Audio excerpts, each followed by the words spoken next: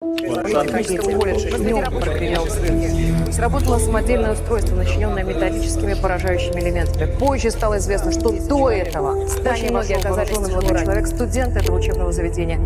Он начал стрелять в кабинетах, ранил несколько человек, привел в действие бомбу, она поразительными Владислав Росlyakov, он студент колледжа. После атаки он покончил с собой. Что там были люди, которые их загоняли в здание? Я вам говорю, я здесь в присутствии прессы, никто никого с оружием никуда не загонял. Здесь на месте преступник был один.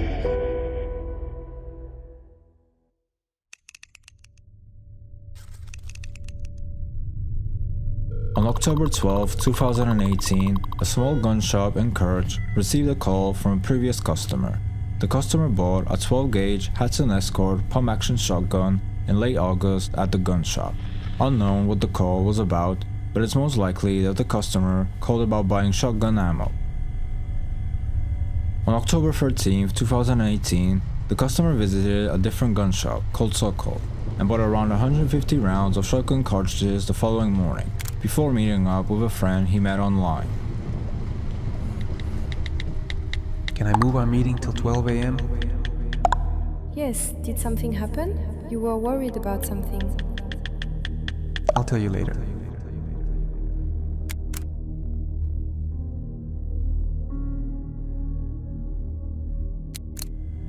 On October 15, 2018, he messages Alexander Mozaiko at 12:02 a.m. Alexander Mozaiko is the head teacher of his class group. He let him know that he was sick because he had not attended school on the 15th and 16th of October. He burned his phone on the morning of October 17th. Police got access to it on the 18th of October. These October 18th missed calls or texts most likely are service messages about the missed calls from the 17th. On the morning of October 17th, he waited for his mother to leave for work. After that, he grabbed his belongings and headed to an abandoned area near his house to burn it. Among the things that were found on the site were clothes, his laptop, phone, along with a SIM card, some books, a knife, and the Bible. Investigators later discovered some of these objects on the site: an empty can, some piece of paper with math equations, an exploded homemade bomb, and a Bible page written in Cyrillic. The texts include verses 10 to 13.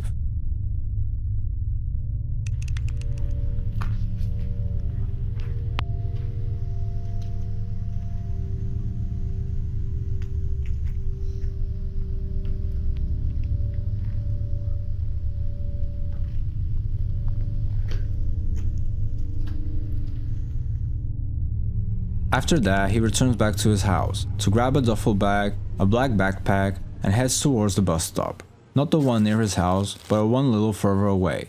It is still unknown why, might be to not meet anyone he knows along the way. The bus ride itself from his house to the Polytechnic College is around 15 kilometers, which takes about 30 minutes to an hour to get there.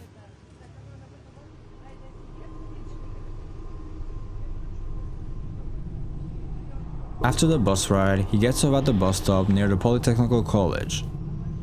He heads towards the school on foot through a small park nearby. He enters school grounds either by jumping a fence or through a gap. This wasn't captured on security cameras, so most likely it was an area that he only knew of.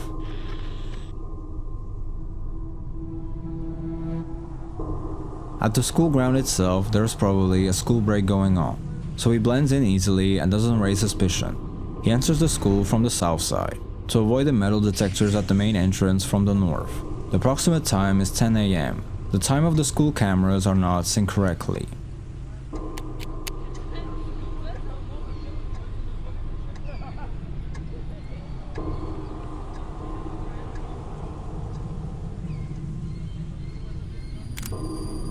Oh yes, it was freaking interesting.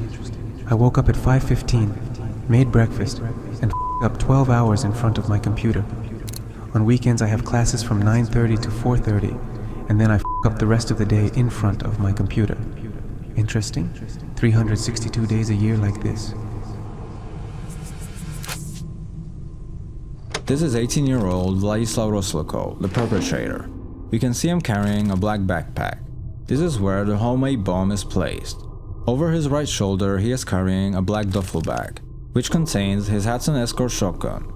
In the duffel bag, there's another backpack which contains pipe bombs made out of firecrackers with shrapnel wrapped around them with tape, Molotovs, an unknown liquid, and more than 150 rounds of shotgun cartridges that he bought the days prior. Other items he had in the duffel bag were a hunting knife, tactical gloves, a small ammo bag, a sling, yellow earplugs, an older mobile phone, a passport, along with his student ID. Interestingly, he also had an ampule of Ritsin in his pocket, in case he's captured, wounded, or if things don't go according to plan. Ritsin is extremely dangerous even in tiny amounts, and is classified as a Schedule 1 biological toxin under international law.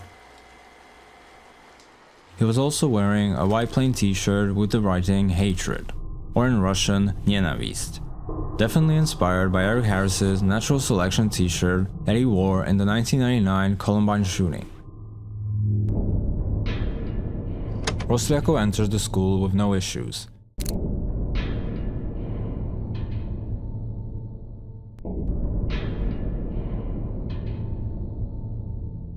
He heads upstairs to the first floor to the restroom, which overlooks the courtyard through which he came through. After reaching the restroom, he stores his equipment into a small opening in the wall. He spends around an hour and a half in the restroom, unbagging the equipment, loading his ammo bag with shells, checking the bomb for any last minute problems. Everything needs to be laid out so it's easy to grab later. He exits the restroom only with his backpack with the homemade bomb, and heads down the main corridor to the main building.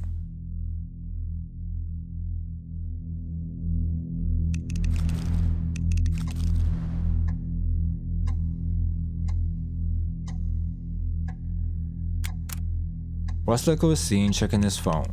This is due to it being close to the beginning of the main lunch break, which usually lasts around half an hour. He is making sure he can make it to the cafeteria in time. The lunch break starts around 11:30 or 11:40. In his mind, everything is planned. As he continued down the corridor, he was seen shaking hands with someone. A lot of people on the internet speculated that he had something to do with the shooting itself. After a while, it was confirmed that he had nothing to do with it. He is a lab technician who just recognized Roslyakov, and knew him as many other students and teachers at the college. After the bomb exploded, he rushed back and helped the victims out of the building. Roslyakov heads down to the ground floor, to the hallway leading to the school library.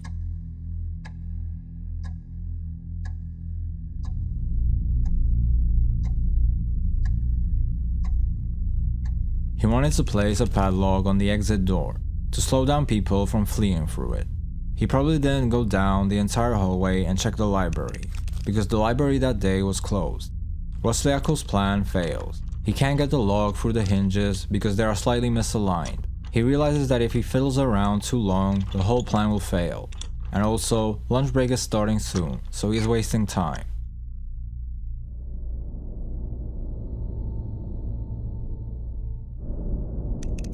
He walks back up to the first floor. Investigators were wondering what he was doing down there for a minute and 36 seconds. He throws the lock with the key still in it onto a fire escape box in the hallway. If you zoom in, you can see his right hand going towards the fire extinguisher box. After the investigators viewed the camera footage, they found the padlock there.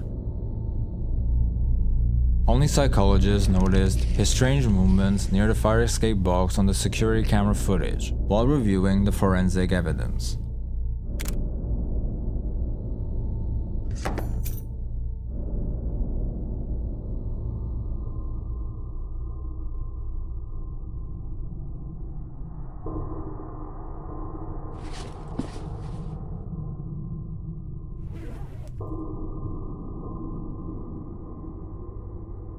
He places his backpack on a small table. At this moment, he activates the bomb and sets the timer to around 10 minutes.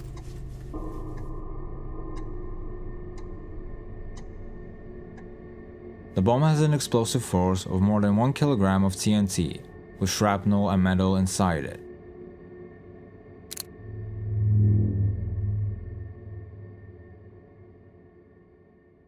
Roslyakov walks down to the main floor, where the main entrance is with the metal detectors, and sits down to wait for the staff to open the cafeteria door and for the lunch break to begin, as many students head towards the cafeteria during this time. He shook hands with some students. One of them is Heina, Roslyakov's classmate, who said that Roslyakov smiled at them. At this point, the cafeteria is open, but he waits around for a bit, checking his phone to keep tabs on the time passed. According to the pages you follow, you're lonely. You want to find some friends to share your thoughts with. I don't need anyone. I know I will never have friends or a girlfriend. And you know what? I don't give a Sorry, I can't today. I can on Thursday. Listen, tomorrow we will not meet in the hallway. We will meet at Building 5. Okay? I will need 5 minutes to get there. Just get there as quick as you can.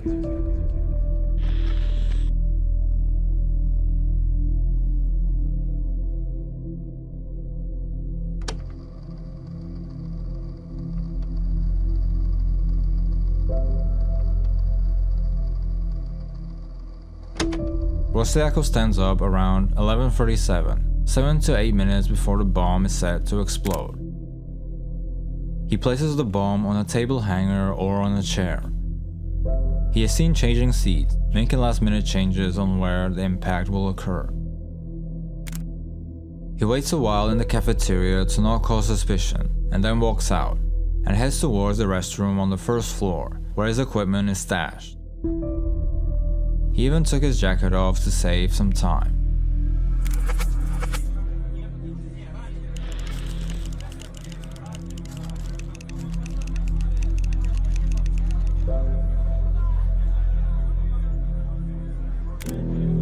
He is seen in a hurry, because he has around 5 to 6 minutes to get prepared.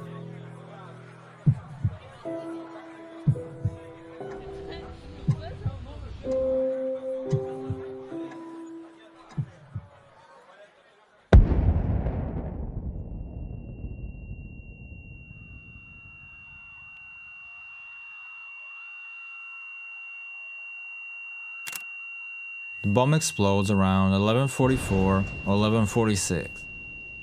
The bomb is so powerful that it completely destroys the main entrance to the college, which is made out of glass.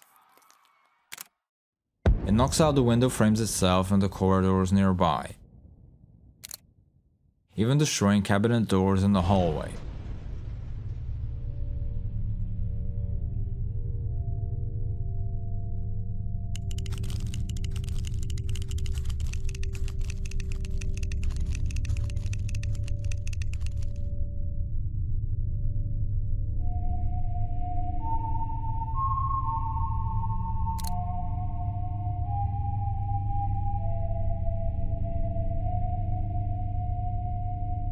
Roslyakov put the bomb on a frying pan, which when detonated flew in the air and exploded, with shrapnel and screws flying in all directions.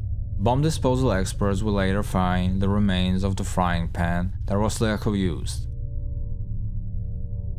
He positioned the explosive device to cause maximum injury to the students. That is, he placed it at foot level.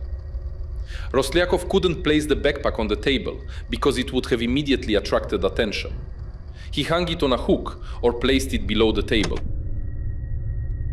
He learned all these details online.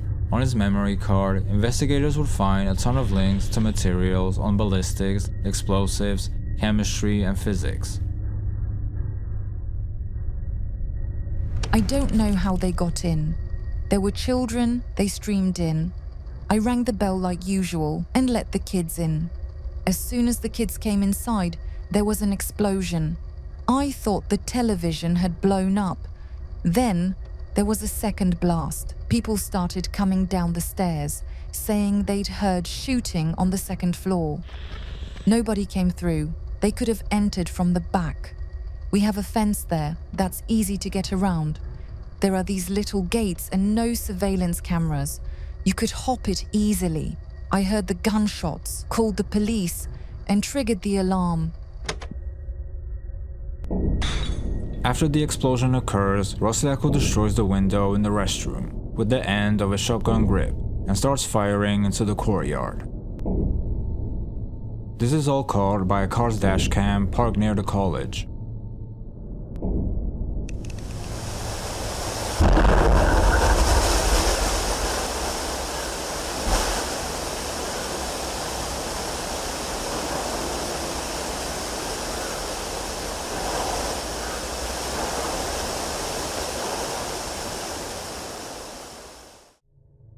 He kills 16-year-old Nikita Florensky with a shot to the back.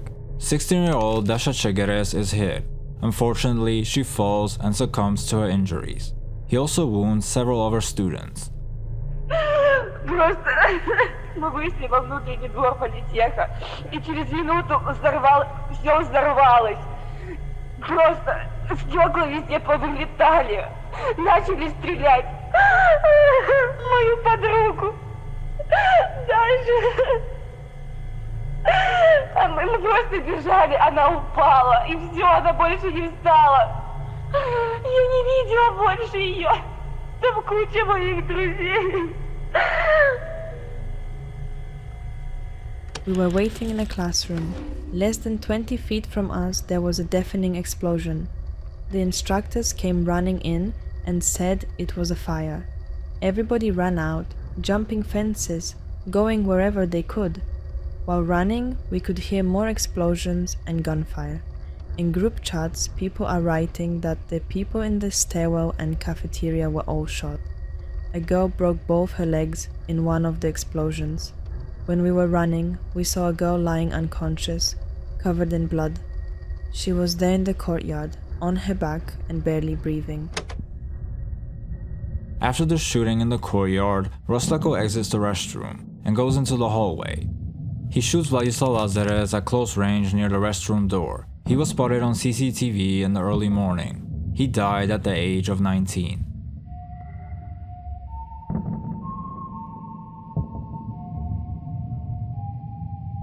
Next, he heads towards the staircase and starts shooting at students. He guns down 2 students and 1 teacher. Daniel Pipenko, age 16, Alexei Lavrinovich, age 19, and Olga Grishchenko, age 60. Olga survived the shooting, but after lengthy treatment, passed away in 2019 from her injuries. I honestly barely slept last night, and I was asleep by the end of class. This saved me. The blast woke me up. I took a look outside the classroom, and there was this guy going around with a gun shooting everyone. I took cover, hoping that he wouldn't hear me. In 10 minutes, the police showed up with their automatic weapons. The window in the hallway where the bomb went off was blown out. Dead bodies were lying on the floor. All the walls were blackened.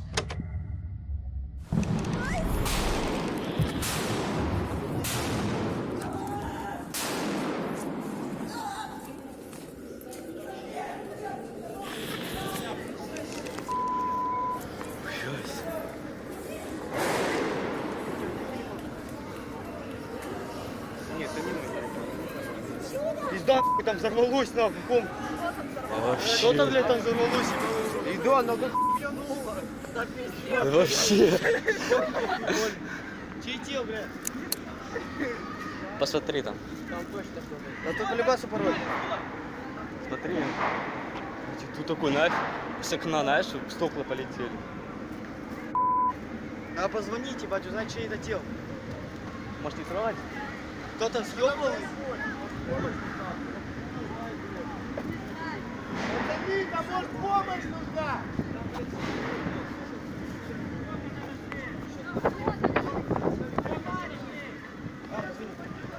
Да любой номер, какой средний, ты возьмешь.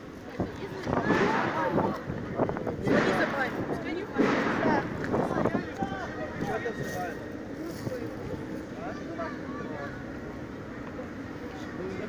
Что за хуйня? Что за хуйня? Ксюша! Я не знаю, горит она.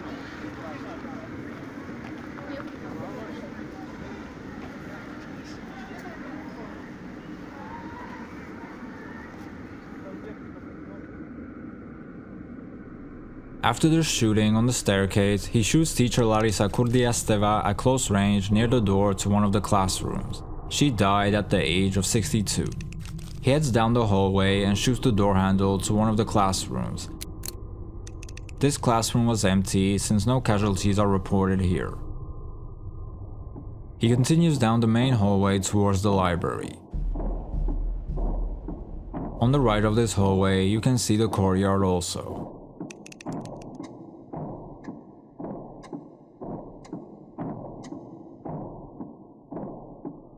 He shot Anastasia Baklanova, age 26, and Svetlana Baklanova, age 57, at close range here. They both died at the college that day.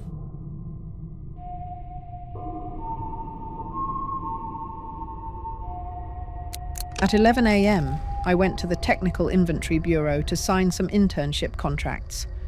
I'd probably be dead now. There were bodies everywhere. Children's bodies everywhere. Exactly 5 or 10 minutes after I left, someone burst in. They blew up everything. All the glass went flying, and they blew up the hallway. Next, they came running with their automatic guns, or I don't know what they had, to the second floor, and they opened the classrooms and killed everyone. This was a true act of terrorism, no different from what happened in Beslan.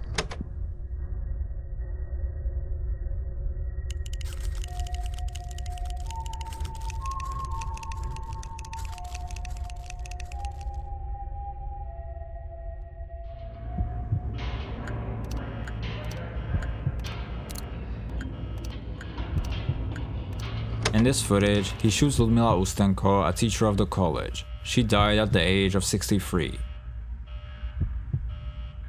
His shotgun jams and he manually takes out the cartridge. On this frame, we can see what equipment he took along with him. A small ammo bag, pipe bombs, maybe smoke bombs also. He left most of his arsenal in the restroom, unknown why, if it was for mobility or lack of time. Important thing to note is that Roslyakov isn't going into classrooms. He is just killing people who are in his way towards the library.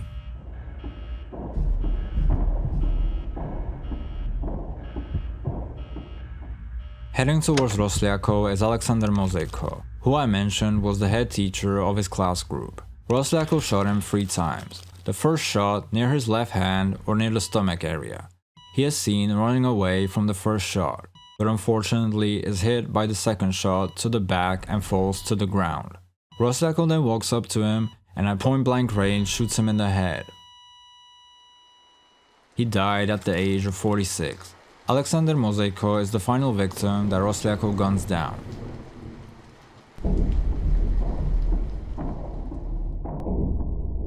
Roslyakov heads down to the ground floor near the library entrance door. This is where the infamous photo of him was taken. This part of the CCTV has never been released. He heads down the corridor where he tried to put the padlock earlier. He is trying to open classroom doors, cabinets, but they are all locked.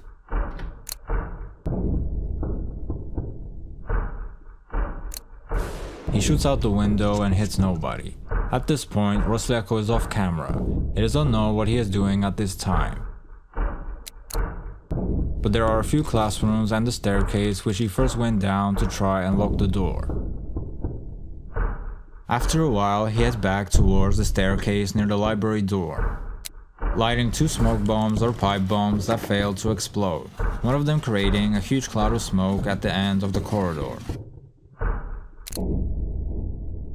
As he turns around, we can perfectly see the sling attached to the grip of a shotgun, which goes under his shirt, down his back, onto his jeans or belt. This is so if anybody tried to take his weapon, they would fail. We can also see a hunting knife attached to his left boot, which he didn't use in the shooting.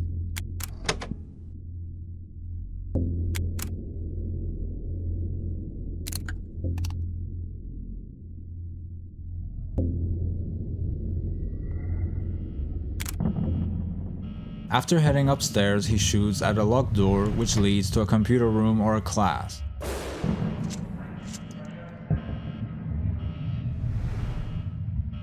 Next, Roslyakov just stands there, unknown if he's checking his phone or how much ammunition he has left.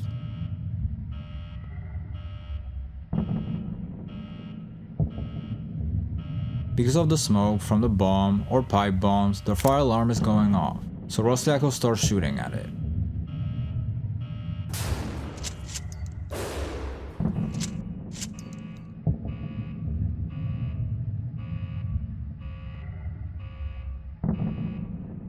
Again, he is off camera. There are some classrooms there, but there is no evidence of any gunshot damage, so the classes are probably empty.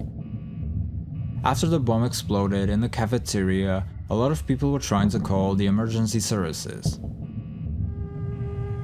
Это дежурная, слушаю. Здравствуйте, девушка. Вот такой момент. Вот мне сейчас позвонил товарищ в металлургический техникум здания, но он говорит, что позвони срочно в милицию. Там что-то такое прямо внутри в техникуме, стрельба идет именно как с автомата, взрывы, ну такое очень, говорит, серьезное. Я не думаю, что это шутка. Но почему сам не... Вот эти вот очевидцы должны звонить, свидетели, понимаете, в полицию. А он там перепуганный, он там прижался к стене, там их несколько человек, я слышу, там люди кричат что-то. Ну вы позвоните, я не знаю, вы, может, запишите я мой поняла телефон. вас.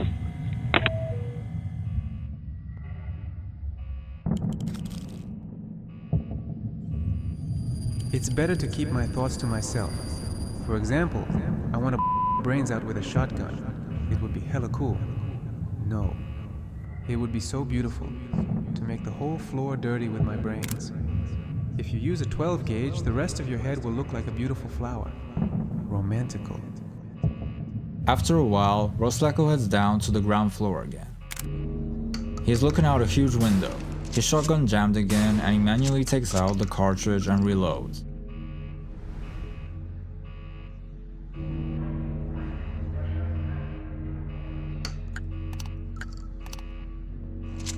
If you zoom in on his right hand, there are bruises on his fingers, caused by the recoil of the shotgun.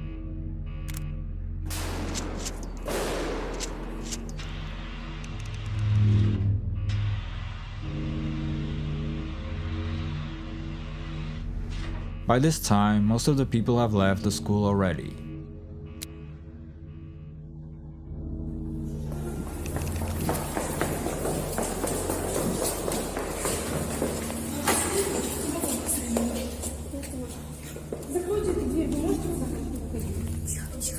Юля, пошли через первый этаж, через окно. Тихо, тихо, тихо.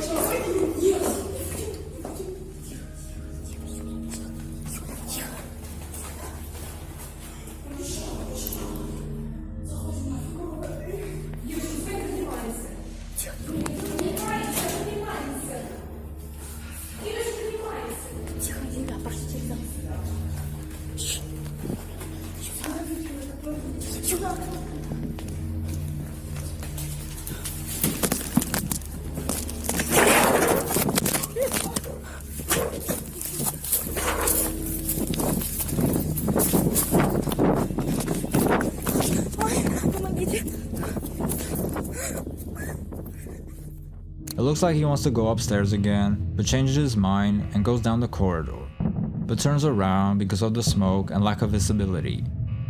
At this point of time, he just wanders in the corridors.